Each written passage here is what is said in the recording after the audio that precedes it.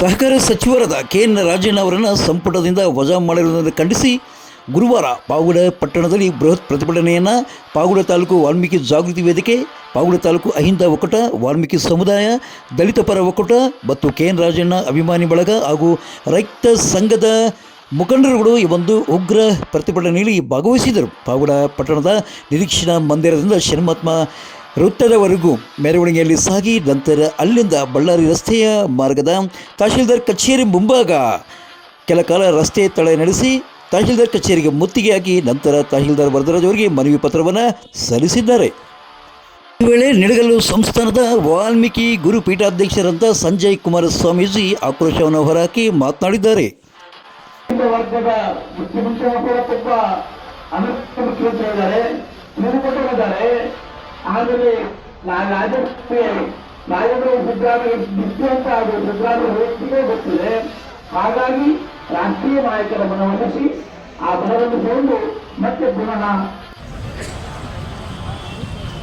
ಪ್ರತಿಭಟನೆಯಲ್ಲಿ ವಾಲ್ಮೀಕಿ ಸಮಾಜದ ಮುಖಂಡರುಗಳು, VSSN ಕಾರ್ಯದರ್ಶಿಗಳಾದಂಥ ನಾರಾಯಣಮೂರ್ತಿಯವರು ತಮ್ಮದೇ ಆದ ರೀತಿಯಲ್ಲಿ ಆಕ್ರೋಶವನ್ನು ಹೊರಹಾಕಿದ್ದಾರೆ.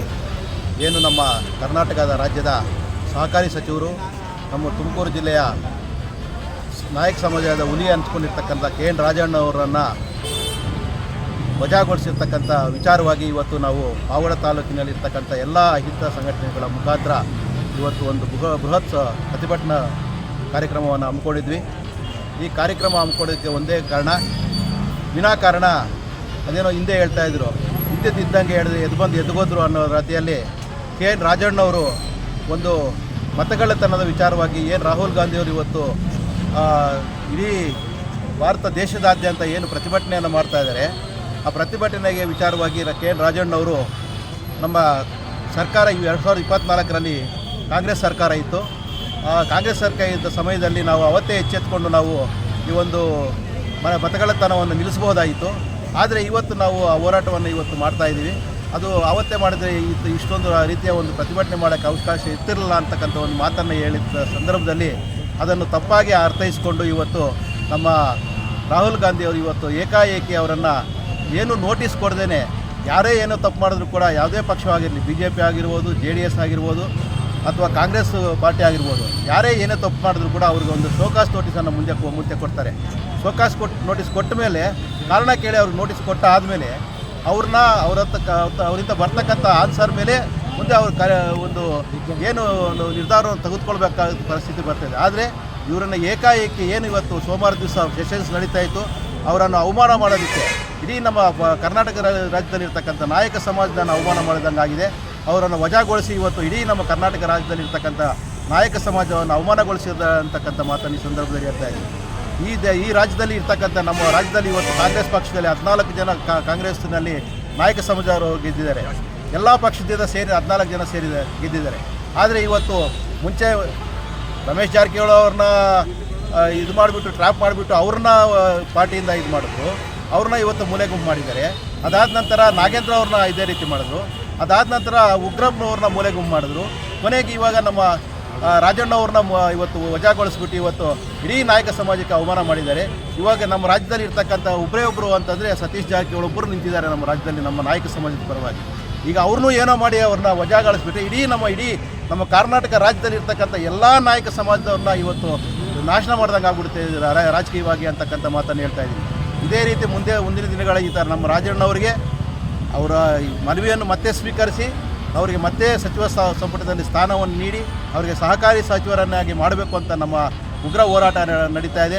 ಅವ್ರಿಗೇನಾದರೂ ಸಚಿವ ಸ್ಥಾನ ನೀಡದೇ ಇದ್ದ ಪಕ್ಷದಲ್ಲಿ ಮುಂದಿನ ದಿನಗಳ ಇಡೀ ಕರ್ನಾಟಕ ರಾಜ್ಯದಲ್ಲಿ ಇರ್ತಕ್ಕಂಥ ನಮ್ಮ ನಾಯಕ ಸಮಾಜದ ಬಂಧುಗಳೆಲ್ಲರೂ ಸೇರಿ ಉಗ್ರ ಪ್ರತಿಭಟನೆಯನ್ನು ಈ ಮೂಲಕ ಮಾಡ್ತೀವಿ ಅಂತಕ್ಕಂಥ ಎಚ್ಚರಿಕೆಯನ್ನು ನಾವು ಕರ್ನಾಟಕ ಸರ್ಕಾರಕ್ಕೆ ನಾವು ಕೊಡ್ತಾ ಇದ್ದೀವಿ.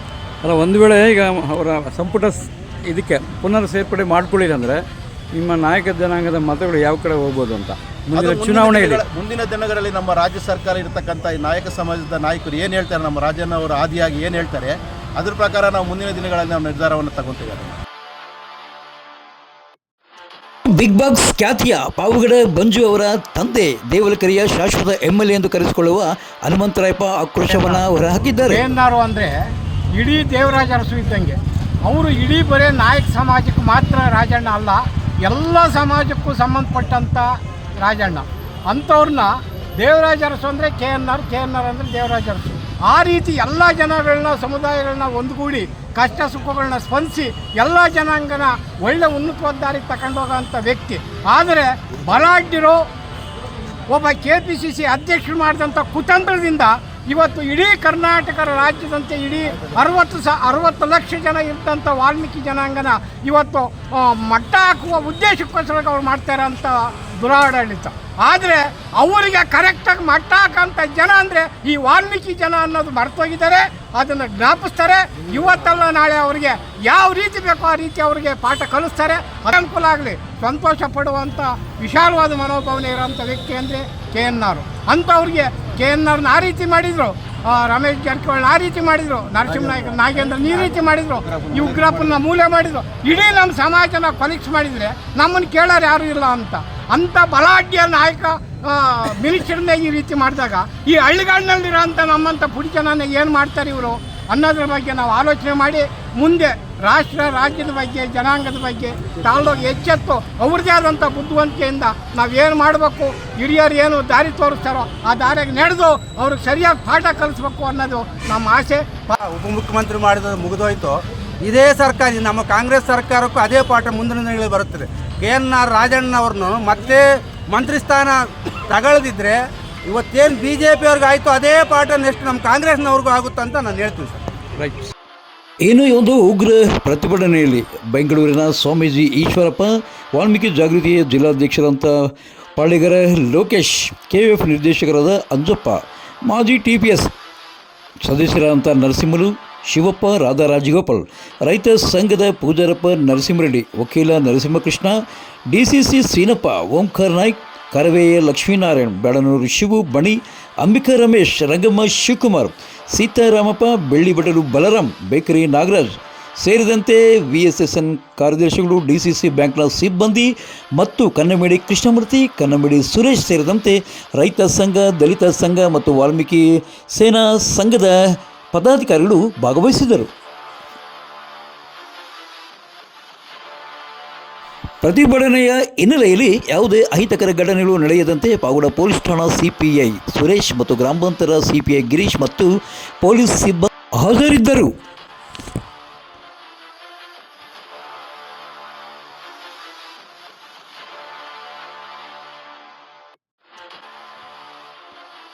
ಪಾವಗಡ ತಾಲೂಕಿನ ತಾಜಾ ಸುದ್ದಿಗಳಿಗಾಗಿ ನಮ್ಮ ಚಾನಲನ್ನು ಪಾವಗಡ ಪವರ್ ನ್ಯೂಸ್ ಎಂದು ಟೈಪ್ ಮಾಡಿ, ಸಬ್ಸ್ಕ್ರೈಬ್ ಮಾಡಿ, ಜಾಹೀರಾತು ನೋಡಿ, ಪ್ರೋತ್ಸಾಹಿಸಿ, ಬೆಂಬಲಿಸಿ. ನಾನು ನಿಮ್ಮ ಸತ್ಯಲೋಕೇಶ್, ಸಂಪಾದಕರು, ಪಾವಗಡ ಪವರ್ ನ್ಯೂಸ್.